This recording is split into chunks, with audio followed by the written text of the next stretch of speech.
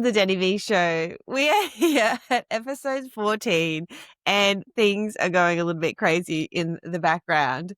If you didn't catch episode 13, I had an incredible conversation with the marvelous Chelsea Pottinger, and she showed us what it means to have really great, strong mental wellness as a high performer. She cracked something open that so many of you really resonated with. She reminded us that courage isn't just about never falling apart. It's about you choosing to do what you want to do when you want to do it. And it got me thinking, the biggest myth in leadership is the courage that comes when you feel ready. It doesn't. Courage comes when you act despite the discomfort. As Mel Robbins says, you're never going to feel like doing it. And at this point, that's when you have to start. Chelsea and I spoke about the importance of presence, rituals, and prioritizing mental well-being, because without presence, courage can't land. Here's the science behind it. When you feel fear, your amygdala, the brain's alarm system, lights up. It floods your body with fight or flight signals. That's why your heart races, your palms sweat, and your mind runs 100 miles an hour. Something that I'd really like to think about. Research shows from the Cornell University that 85% of the things that we worry about never actually happen. Something to think about, right? Which means most of our fear is just noise. The leaders who stand out are the ones who have learned to take action anyway. You think about it. The people that have failed and failed again have also succeeded again. And some of the greatest billionaires in the world have failed, but now they are billionaires and they are in such success and making great positive impact. So let me ask you this.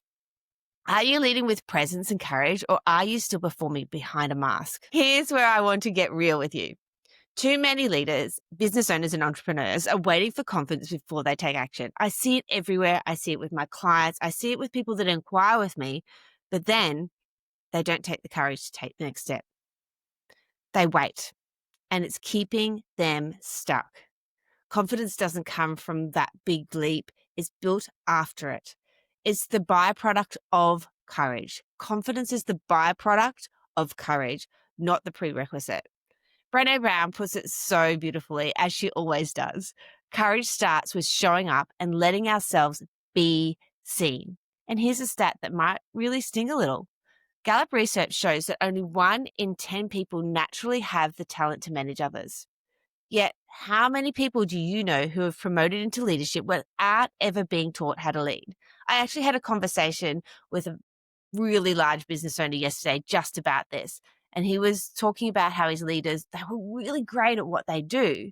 And then they've been moved into leadership and they're just not sure how to do the leadership skills. And that's why courage matters, right? This is why courage matters, because courage is the choice to step into growth when you don't feel ready. It's where you learn, where you step into the unknown. It's the bridge between where you are now and the leader you are becoming. In my Embody framework, courage is woven in everything.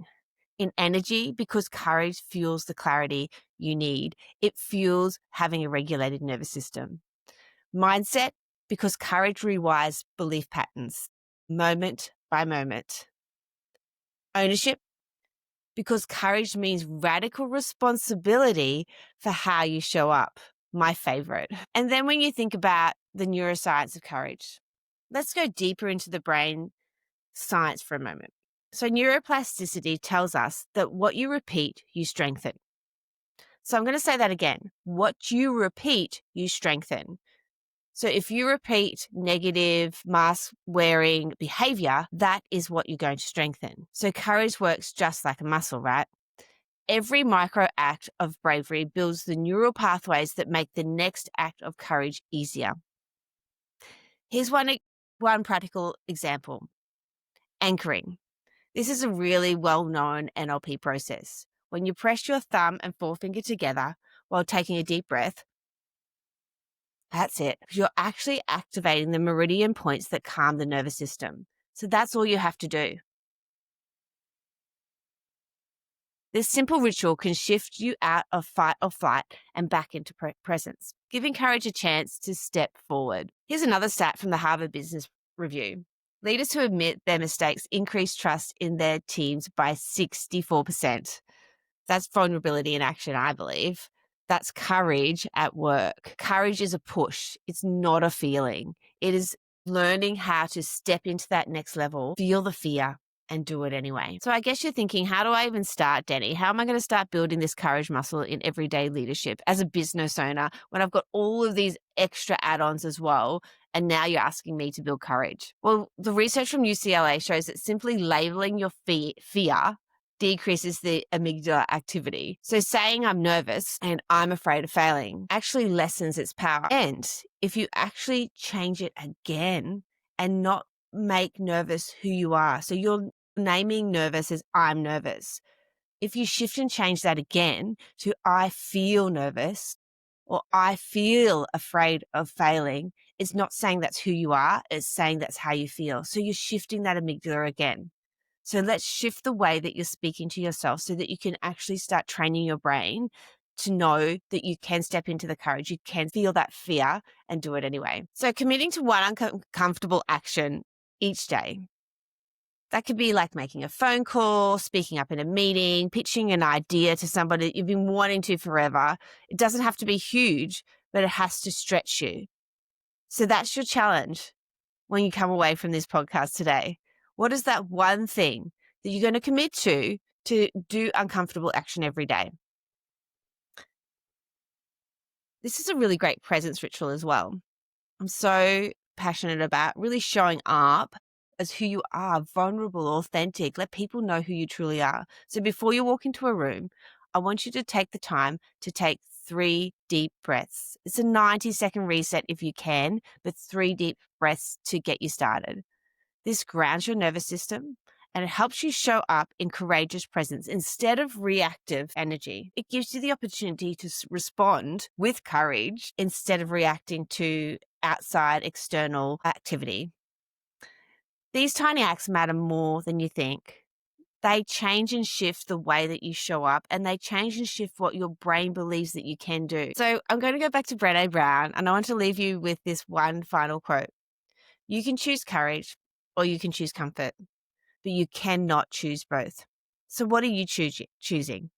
Courage isn't about fear disappearing. It's going to be there, but it's about leading when fear is loudest. And the leaders who choose courage over comfort, they're the ones who create true impact and real influence. And that's what I want for you too. If this episode resonated with you, if you're really wanting to step into that courage, I would love for you to share it with someone who needs the reminder to choose courage today. If you're ready to expand this practice and really step into that next level of success and create the impact, the momentum, the legacy that you really want to, these are the exact conversations that I'm having in my mastermind, and the doors are currently open. So if you are interested in really stepping into that next level of courage, that next level of success, and really stepping into who you truly are, I would love to hear from you. So please just send me an email, or you can DM me on Instagram at Danni Vee Coach with the word courage. And I know exactly what you're talking about, and we can have a chat about how it looks to step into that next level of success, leadership, and just into the true, vulnerable, authentic person that you were born to be. I can't wait to see you next time. And I really would love to hear your takeaway from this episode. Have the most fabulous day. Until next time,